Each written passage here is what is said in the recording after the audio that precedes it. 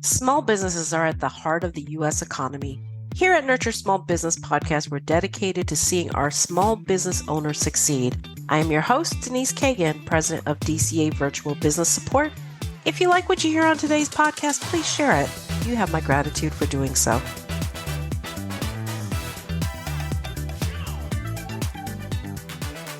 When it comes to organizational change, it's the same journey, whether it's a multi-billion-dollar company or a $6 million company. That's what our guest says today is a matter of scale and really boils down to the people. Welcome to the show, Brian Gorman. Thank you, Denise. I'm excited to be here. So, Brian, tell me, your business is called Transforming Lives. Is that correct? Coaching? Transforming Lives. TransformingLives.coach. .coach. Okay, perfect. Thank you. That was my mistake. I should have clarified that. Not a problem. But I also saw on your bio that you've been writing for the Forbes Council. You've been a TEDx speaker, and you have a book out called Enlightened Leadership. So where would you like to start in on this? Because those are pretty important things in my eyes. The book is actually in writing now. Okay. Hoping to get it out by the end of this year. Okay. I think I'd like to start with your introduction. Okay. And come back to a little bit of my history, which is over 4 decades in organizational change management as a profession. And one of the more important things I learned in that 4 decades is organizational change management is a misnomer. Organization, because organizations don't change. People change. Okay. And as people change, they change their organizations. As people change, they change their societies. As people change, they change their relationships. So you're saying that the change starts with the people, not the organization? Absolutely. Okay. Absolutely. So give me a practical example of that. Right now, the research says 70% of organizational change initiatives fail. A few of them fail because the wrong technology was chosen or the wrong marketplace trend was predicted, so forth. The vast majority fail because the people in the organization fail to make the change. Why? Any number of reasons. It could be that I've spent my career building my department, my processes. I control all of the data we produce, which gives me a great point of leverage in the organization. And now you're bringing in some mega system where everything is going to get centralized. I have to let go of my processes. I have to let go of maybe some of my people, and I have to let go of my power. Power and pride. Yeah. Pride was what popped into my head. Ownership over the things they've created. Yeah. One of the things that we fail to do most often with organizational change is allow for that grieving that has to happen because people have to let go of something, even in our personal life. If we're entering a new relationship, there's a letting go of what it meant to live alone and the freedom that gave us and so forth and so on. So every change brings with it some letting go, and that letting go can be a cause of grief, but we tend to approach organizational change as if it's emotionless, and it's not. It's people. And we have emotions. We've got lots of emotions. It's interesting because we are in the midst of a change right now. A key team member who's switching to another position. And, after we discussed it a couple of times, I was like, so how do you feel about this? And the interesting thing is they expressed 2 emotions. And this is how they said it: a weird sense of shame and relief. And the shame came about because what their original goal was, they weren't able to hit it. But they were relieved because they knew the new position is better suited for their life. We need to listen to people's intuition. People typically end up in jobs that intuitively they believe they're going to fit. And when they do, and we start changing what that job is about, we're changing their fit. And so we really need to pay to that intuitive side of people as well. And I think that's exactly where we found ourselves as we grow. The needs of the company are changing, and that brought about that particular transformation. Yeah. So I know when we talked originally, you said you guided Merck through a change. Merck is a big, big company. I didn't do it alone.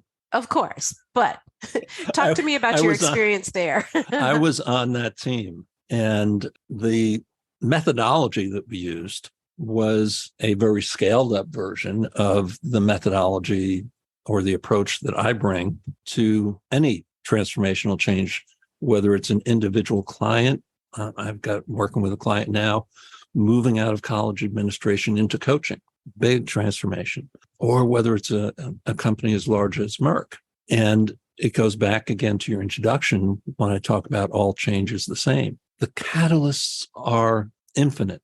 The ways that we respond to the disruption of the change and the different adjustments that we have to make are predictable. The journey itself is always the same. Joseph Campbell called it the hero's journey. It's the basis of every myth, which is where Campbell really discovered it. It's the basis for great movies, great books, great plays. What Campbell said, and what I found to be true in my decades of experience, is while we approach each change as if it's unique and unpredictable, it's not. We take the same journey over and over and over again. Can you go into depth a little bit more on that? Sure. We begin by saying there's a destination. I have created my version, and that's what I'll talk about a little bit here. When I work with my clients, the destination I'm seeking is the destination that makes their heart sing. What feeds their passion? If they can tell me that, then we begin to create a story from the future, not a story about the future. The human brain treats story the same as the lived event. So a story about the future, and I'll give you an example of an individual client, but you can imagine this in any sort of business setting. A client who in her 50s was laid off. She and her husband decided they were going to retire and move to Costa Rica by the time they reached 60. So they gave themselves a 5-year window. So if we start planning that change, it might be second marriage for both of us. So we're going to have to sell 2 houses in the middle of a housing downturn. We're going to have to learn Spanish. We're going to have to get rid of most of our stuff. We're going to have to change the way we relate to our children and our grandchildren. Maybe we should move to Florida. Her story began, I can't believe we did that. We woke up this morning with the Pacific breeze blowing through our windows, the chatter of Spanish down the streets. We moved to Costa Rica. We had to sell 2 houses. We had to learn Spanish, so forth and so on. It's a different story. That story begins to build new neural networks. So we know the experience of success in our unconscious and our conscious before we even start the journey. So that's where we begin. And the last piece of that, or 2 pieces, I guess. One is write the story in your language. So not only English, Spanish, etc., but maybe your language is dance. Maybe your language is music. Write the story in your language. The second piece is you're creating the future, not predicting it. And you can always edit the story. It's yours. So don't be afraid to put it down. Once you've got that in place, now it becomes an iterative process of preparing and planning, because we only plan for what's in our consciousness. And so there are several things that we do need to plan for that we don't think about all the time. We all have anchors in our lives, those things that provide us a sense of safety, security, feeling like we're in control. I call them anchors because most of the time they're below the surface. They're just how we do things, just how we feel about things. But when we're about to make a big change, we need to lift them up and look at them, because some of them are going to hold us back. Some of them may propel us forward. Some of them we may need to adjust our relationships to. Going back to that story, my client and her husband had to adjust their relationships to their children and grandchildren. So as we look at these different things and, what don't you want to happen on the journey? We typically don't think about that, but lift that up. And as we begin to identify these things in the prepare phase, we can begin to plan for them. And planning and executing is an iterative process. In the old change management jargon, it's not the waterfall plan. At month 6, I'm going to do this. At month 7, I'm going to do that. A week from Monday, I'm going to do something else. It really is an ongoing process of adjusting and really keeping your eye on the prize as you move along. So, in terms of organizations and trying to tie all this, the people factor together and what you just described, which was a great example of how people need to adjust, perception. I'm going to call it perception, how they perceive things. I know it goes a lot deeper than perception. When one is planning in a business for that organizational change, how do they make plans for the people and these thought processes? Because clearly there's a vision at the end, what we want this company to look like. The only way to get it there is through the people. So how do they prep the people for this vision and kind of keep everybody sane without jumping off the boat? A few things are important there, Denise.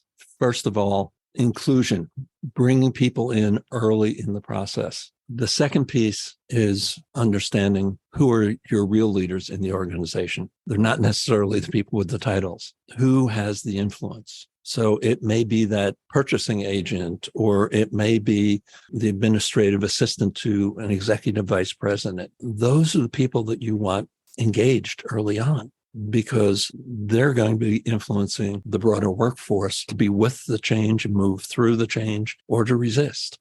That makes sense. What are some ways that as leaders of a company, you can get these people engaged in the process? I mean, because for some, I know me as a business owner, it's always a question of when should I release this information? How much transparency and when for that? So you identify the influencers by asking two questions. And this comes from a change practitioner in Australia named Brendan Baker. For years, I used organizational network analysis, which is both an expensive and complex data analysis process. Brendan asks two questions. If you could work with any three people in this company on any project you wanted, who would you want on your team? I'm identifying the hard workers. I'm identifying the innovators. I'm identifying people who want to engage with change. Second question, when you want to know what's really going on, who do you talk to? I would say it's the person who has the ear of the owner. Could be. In smaller companies, that is often the case. In larger companies, it could be anywhere. They could not necessarily even HR. Where? I mentioned purchasing clerk. Actually, in doing an organizational network analysis of a 100-employee company, a purchasing clerk was the most influential. How interesting. I would not have thought that. Very often, I know I worked in a nonprofit years ago where it was the executive assistant to the former executive director. That makes sense. She had been there. She basically, what she said to me one day is, he never made a decision without consulting me, even where to go to lunch. Now, nobody asks me questions anymore. She was not a happy camper, and she talked to a lot of people. She had a lot of influence. The other thing you mentioned in your question was about transparency. Mm-hmm. And transparency actually fits into a model of trust that I use, which is from the work of Judith Glasser, who did decades of research around the neuroscience of conversation. And the acronym for trust that she uses or used, she's passed away, is TRUST. The first T is transparency. If I don't know what's going on, I'm going to figure it out. And I may be totally off base. So yes, there is an early point before decisions are made where you may need to be in a box, if you will. But as soon as I get a sense that Denise is making big changes around me, if I'm not hearing something from Denise, I'm going to get nervous and I'm going to fill in the blanks. And if I'm a really good, skilled employee who's also very capable of making change, I'm going to be the first one out the door. Mm-hmm. So the other piece of transparency, I'll walk very quickly through the rest of the model, is being transparent about what you need from the other. That's a piece that we often miss, but creating explicitness in the relationship. R is relationship, and that's seeing the world through the other's eyes. That's relating not to Denise, the CEO, but relating to Denise as a person. U is understanding. That's the understanding that comes from deep listening. S is shared success. That is not all agreeing on the words so we can all go off in our own directions with our own meanings. It's really having those tough conversations to come to a shared meaning of what we're looking to accomplish here. And the final T is telling the tough truths with caring and candor. I love that model. It makes so much sense. How do you apply this? Are you working with companies mostly now or individuals? I'm working mostly at this point with individuals, with leaders inside of companies. Gotcha. Okay. So you're working with the high level people that we often, speak to in our podcast. So that's great. So tell me how you apply some of these principles in your coaching practice with them. Well, let's stay with the trust model for a moment. If they are struggling in some way with either their coworkers, their peers, their superiors, or people on their team, I may walk through the model without even saying this is about trust. Help me understand how you build relationships. Well, when I go to one of our locations, I always introduce myself as the vice president for so-and-so. Well, I'm building that positional relationship, not that personal relationship. Mm-hmm. When I go to one of our offsite locations, I always introduce myself as John. Some people realize or recognize my name or ask me what I do, and then I'll tell them I'm the vice president for so-and-so. Very different way of building relationships. So I literally walk people through each aspect of the acronym and ask them what their current behaviors are. And then we can identify where we need to work to strengthen their ability to build trust. That's a great example. That is a great example. So with companies and the leaders within the companies, of course, because they're the ones making it happen, where do you find you describe the trust model. Where do you find they're faulting the most, meaning having the most issues? It really depends. I think a lot of what has come out of COVID, especially with leaders who are calling people back to the office, is in the relationship. Because from an individual perspective, and I really work diligently, not to say employee, but use the term people when it's appropriate. But at an individual perspective, what I often hear is they've trusted me to do my job for over 2 years. Why don't they trust me anymore? I had a conversation not too long ago with Chris DeSantis, and Chris is the author of the book, Why I Find You Irritating, which is about intergenerational conflict in the workplace. And I said to him, what I am most often hearing in terms of leaders who want people back in the office, part-time or full-time, is that's how we build our culture. That's how we build relationships. That's how we integrate new employees into the company. And he said, and that's how we used to do it. But if you ask your younger employees, they have built relationships with people around the world that will last a lifetime and with people they haven't and will never meet. So not understanding that different people see the world differently, that those intergenerational differences are real, although, again, making the mistake of thinking every millennial fits the stereotype of millennials, for example. Getting to know the people. One of the things I encourage anyone who is hiring somebody to do is find out, again, what feeds that person's passion? What gets them excited about getting up and coming to work in the morning? If you can align that with what you need, you've addressed quality of work. You've addressed engagement. You've addressed retention because they're giving you what you need, and that experience is giving them what they need. I had one leader I was coaching, and I asked him that question. And then I said, and what about the people on your team? He said, I don't know. Maybe I should go ask them. He came back the next session. He said, I almost lost my best employee. I had just moved him to head up our customer service. And when I asked him what gets him up and excited to come to work in the morning, he said, I can tell you what doesn't. I hate people. Not the role for him. Put me in a closet with a spreadsheet and I'll be happy all day. So for me, I think back to your question, the challenges that comes up in many different forms, but comes up. Not understanding what motivates. Is building those relationships. Yeah. How incredible.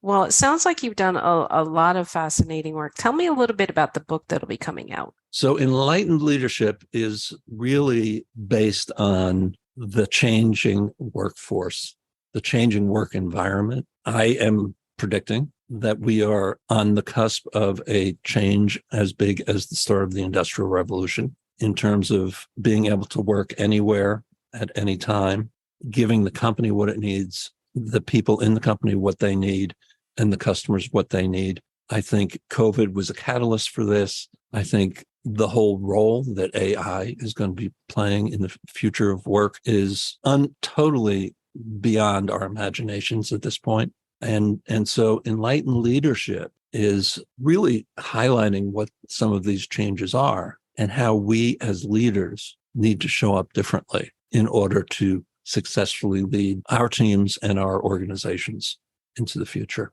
I agree. I recently did a solo podcast that talked about the chat GPT and AI functions and how it's changing the face of work and how people are using them. And it's incredible. I mean, it's actually, some of it's actually being used for coding, which I never thought would, it's very technical based, even with troubleshooting coding.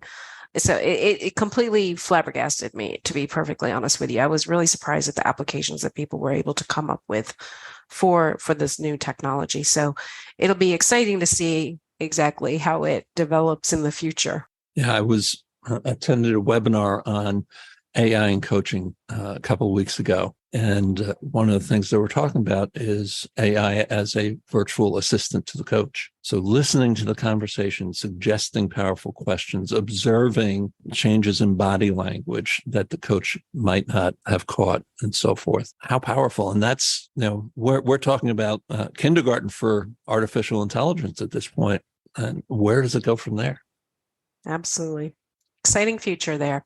So, Brian, how can our listeners find you after the show?